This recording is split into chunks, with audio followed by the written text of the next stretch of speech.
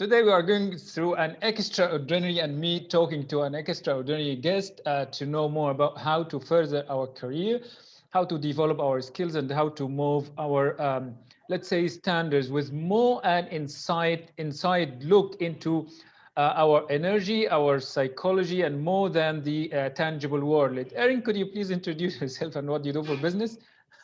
Of course. Thank you so much for having me on here with you to talk about this. This is the one thing that people don't teach in standardized institutions, careers, and things like that. So my name is Erin Chandler. I am an intuitive guide. I'm a psychic medium.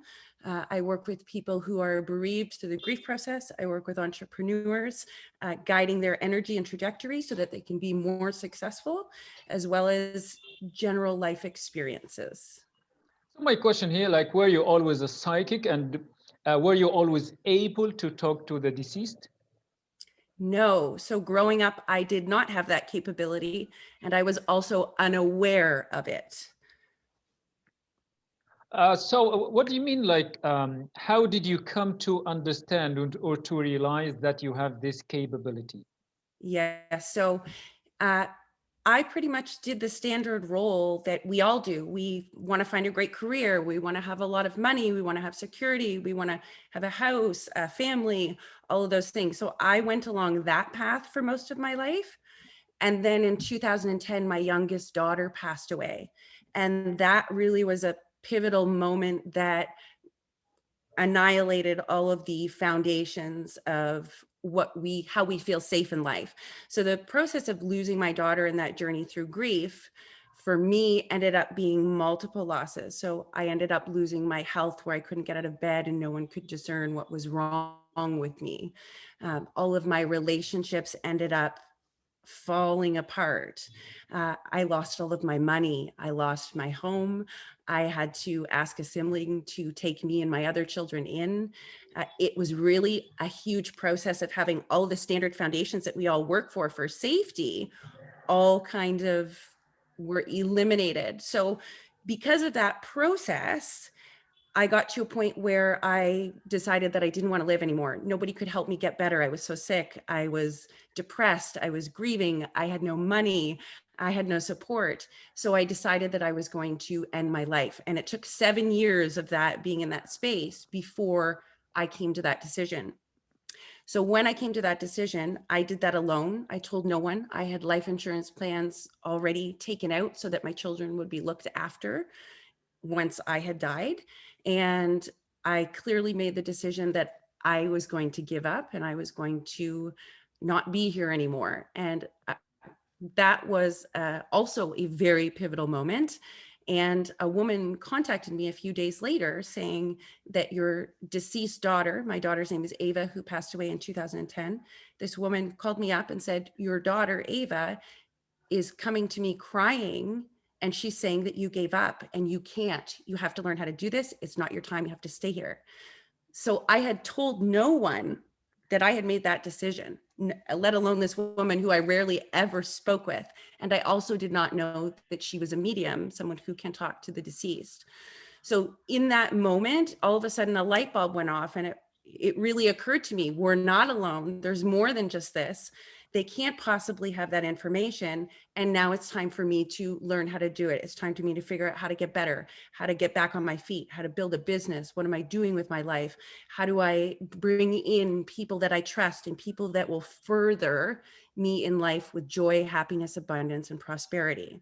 So because of that, I learned how to connect with the deceased, to hear, see, and feel them. I also, when you do that, ultimately you are tapping into psychic impressions of past, present, and future for yourself or for others if somebody chooses to go that route. And in addition to that, it allows me to tap into wisdom and know which way I'm going, what's good for me, what's not good for me, regardless of what someone in front of me is telling me I should do. So that's the story in a nutshell. So essentially, my message for everybody and the thing that I teach people how to do is how to open up those pathways so that they too can get their own guidance.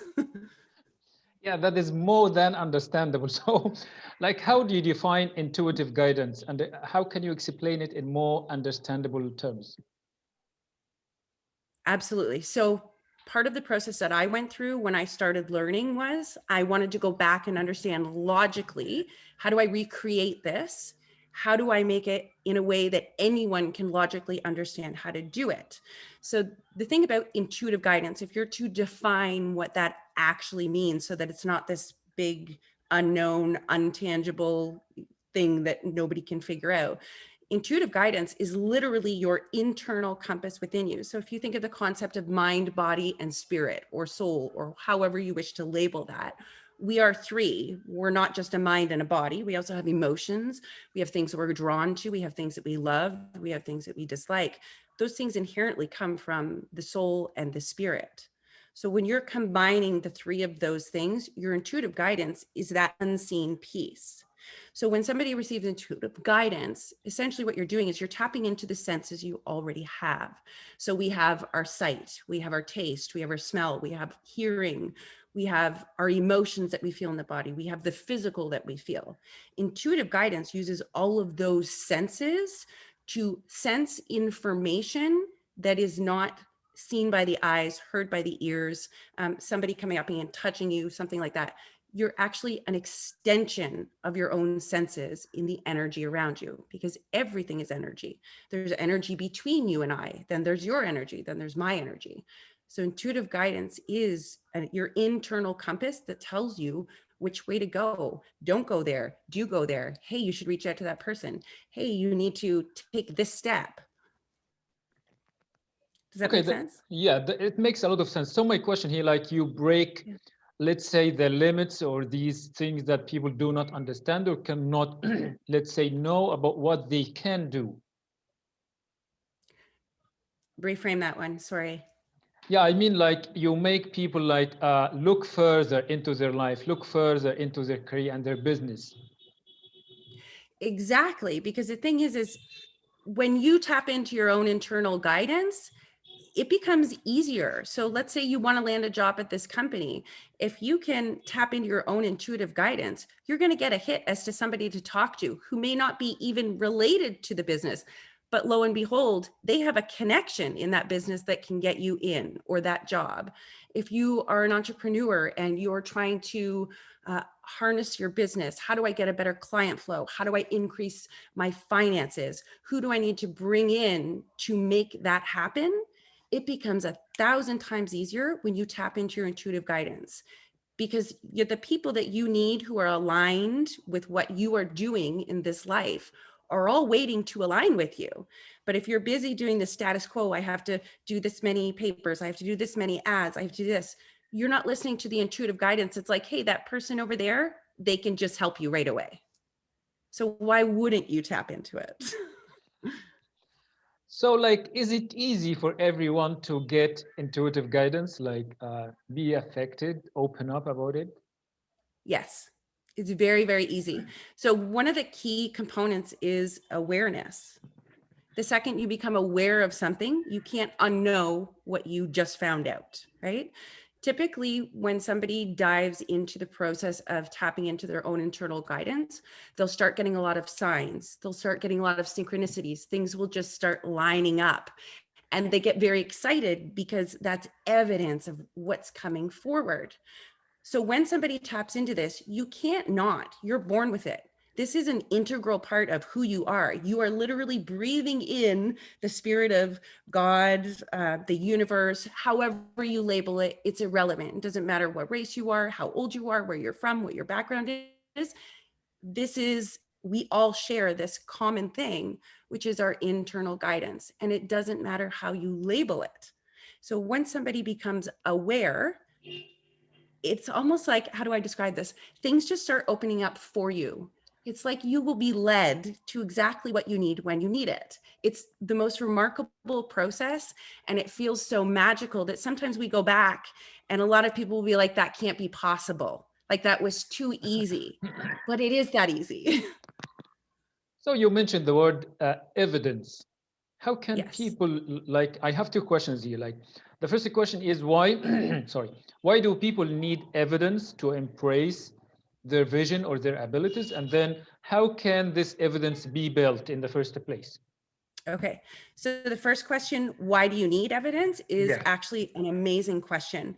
So the reason why we need evidence is because if you think about it, we're always looking to the past in order to inform the future.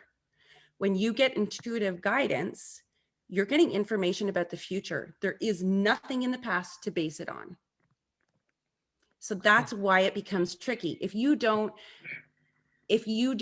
build evidence and consistency to say, yes, I should trust my own guidance, you're not going to follow it. That's why people have so much doubt about it. That's why people look at mediumship and psychics and intuitives with this, I guess you could say, a grain of salt. There's almost like, well, how do I know I can believe that? Or how do I know they weren't just reading me? Or how did they even know that thing about me that nobody else knows? That's why we need evidence. So in terms of your second question, does that answer your first question? Yeah. Okay. So in terms of the second piece of the question, how do you build evidence? It's like anything else in life. Consistency is key. So for example, if I don't actively practice, learn new things, do things like that for myself, my ability to hear the information, to see it, and to sense it will start to fall off if I don't put energy into that. So it's kind of like if you want to be healthy and fit and have muscles or be a bodybuilder, you have to consistently practice on a consistent basis and continually raise the bar, learning more, getting stronger, doing more things. Just as we go to school and we're learning things, we're building on foundations. If you don't study for that test, you're not going to pass the test. So you have to consistently put effort into that in order to do it. So when we're building evidence, if you don't have consistency, you are not going to trust the guidance that you get. The more you build evidence, and ways that you can build evidence for most people is writing them down. So writing things down, writing is a skill. There's something to do with, and I don't exactly know why this is, there's something to do with the energetics of the mind and physically writing it down, because you're also drawing on the emotions of your experience. When you write things down, let's say you take 20 minutes a day. I have a general rule for my clients. It's the 20-20-20 rule. I'll tell you about that in a minute. So if you're writing things down, it allows you to unpack your vision, your goals, where you want to go, why you want to go there, because your why is almost more important than the goal, because that's the essence that drives you towards it. When you're writing these things down, it allows you to see things that you didn't see before. In addition, it frees up your mind, because we're always going 90 miles a minute. I have to do this. I have to go there. Don't forget to do that from yesterday. Or I have a meeting. Do I have everything for the meeting? If your mind is full of that, you're not going to hear the intuitive guidance that you're being given all the time. We're always being given this information all the time. So as we build evidence, write it down. Number one thing, it seems the silliest thing ever. We're always taught, I'll believe it when I see it. Intuitive guidance is, I will believe it and then I will see it. Always. It is the ultimate lesson in trust of oneself. It's the ultimate lesson in safety, being safe within the world, within your relationships, drawing people to you that make you feel good. So asking is literally the easiest, most direct way to do it. We all have a direct phone line to the universe, always, 24/7. But we don't ask for it. We try and do things ourselves because that's what we're taught. We're not taught to trust ourselves in our institutions. We're not taught to look inside for the answer necessarily. That's more of a spiritual component. But when you marry that with all of your business structures, all of your educational structures, all of the health structures, if you marry this little piece with it that you already have, everything comes together easily. So building evidence requires you to ask and trust that you're going to receive the answer. So for example, I might ask, you can do it two ways. If you want to build evidence about what's happening in the day, this is an amazing, you ask, what do I need to know about today? And the first thought that comes into your mind, Write it down. You don't have to understand it. It doesn't have to make sense. You don't have to know it, but write it down. And as you move, where did that happen in my day, or how is it related? And nine times out of 10, when it happens in the day, you'll immediately have recognition. That's it. It was going to, I got that that was going to happen today. And that is a common thing that happens for all of my clients. There's no person that cannot connect. And that's why I teach this. It empowers you. It leads you to your greatest joy, your most fulfilling relationships, and good Lord, all of your abundance. And who does not want all of that? Great. You mentioned the law of 20-20-20. What is that? Yes. So 20-20-20 is essentially what I teach is when you're building evidence and you're building consistency, 20-20-20 is 20 minutes, 20 minutes, and 20 minutes. Your first 20 minutes is getting centered in the self. I can't receive any information, whether it's through seeing it in my mind, whether it's through hearing it in my thoughts, feeling it in my body, if I'm doing a million and one things. And that is what our society and Western society is very much geared towards. Don't think about being still. Do. That's how you win. That's how you're successful. When in reality is you have to spend 20 minutes or 10 minutes or 5 minutes. If you've got 5 minutes, even that will be sufficient. Empty out the mind. You have to be in a state of stillness to receive the information that you're being given. So for my clients, we do 20-20-20 because they're highly focused on consistently getting this result. If you just want to dive into it or tap into it or delve into it, you can do 5 minutes. It's irrelevant. So the first piece is about getting still. The second piece of the 20-20-20 is actually asking for specific information and allowing yourself to receive it however it shows up.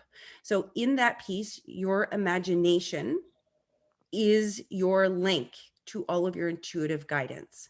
So if you think about it, everything in the world, everything, the chair you're sitting on, your laptop, the internet, all came from somebody's creative inspiration through a thought, dropped in, and they just took that idea or inspiration that they were still enough to receive to then make a plan and go into the world and tangibly create it. Everything comes from that space. So that's why I say the stillness is important. When you do your middle 20-20 of asking and receiving, you have to allow your imagination to be the recipient. So if I see something, so when we're talking about, let's say, receiving guidance from a loved one that's passed on, a lot of people will hear their voice in their mind or be reminded or have a memory of them that makes them feel really great or really loved or something from childhood. And oftentimes they'll think that that's all in their imagination. As a child, it's okay to imagine those things. As an adult, it is not. It's not. We're told that's all in your imagination. But your imagination is how you receive that information. That's how you receive them telling you which way to go or affirming the decision that you're trying to make so that you have clarity.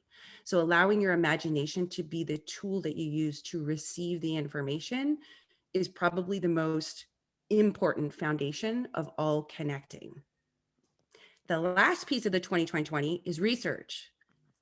You have to expand your mind and your awareness in order for new possibility to come in.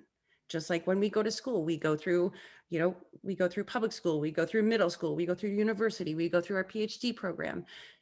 You're opening your awareness every time you learn something. So when you're tapping into intuitive guidance, things like mediumship, psychic, whether you're doing it to be a medium or whether you just need it for yourself, for your own fulfillment and guidance, you have to research different things. You have to look at other points of view, take what resonates and leave what doesn't, because for every teacher, mentor, or guru, there's never going to be one person that you will follow 100%. And that's because we all have our own soul blueprint and our own truth.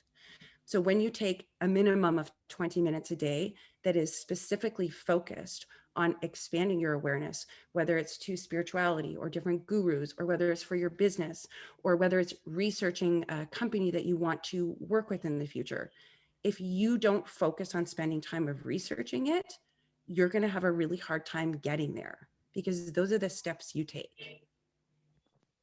Let's move to the next question. Like, how can people link to this universal energy? Yes. So it's about flow. The nice thing about getting into the energy and flow of this. So if you look at my story, for example, when somebody loses a child, the majority of people who lose a child don't bounce back. They're not the same.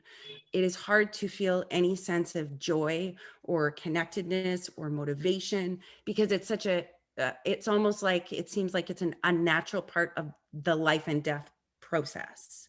However, when you tap into this universal flow of energy, which is always around us, things become more joyful.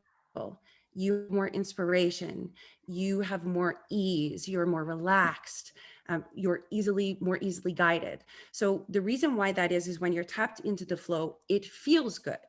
So if you want to get into the universal energy of flow, you need to maximize the mind, the body, and the spirit. So I teach it in the foundation of the triangle, right? Um, Father, Son, Holy Ghost. You look at it in any context. Every religion actually has this posted as the Trinity. So if you look at it in that context, when you're tapping into universal energy, so let's say you go running, you go for a jog every day, you're tapping into the universal flow of energy. When you do something that brings you joy, that makes your soul sing, that makes you sit down in sacred reverence for another human being or a circumstance or gratitude for something that happened, you immediately are tapped into that universal energy because the flow of it is very much a sense of feeling good. So if you're banging your head against a wall, if you're not getting anywhere, if you're struggling, usually we want to do more, do something else that will break through. But really what needs to happen is you need to step back and just settle into something that takes your mind off of your goal, off of the struggle, off of the problem. You get into the universal flow, doing something that makes you feel good. Just taking your focus away from all of your goals and your structures, that's how you receive the solution. You can't get a solution if you're focused on the problem. You can't feel relaxed and receive the answers if you're banging your head against a wall, doing. It's the exact opposite of what we're taught. Well, what I was taught, at least. It has been more than awesome talking to you, Erin, and like gaining these unusual insights into what we can do and what energy we can tap in. Thank you so much for that, indeed. Thank you so much for having me.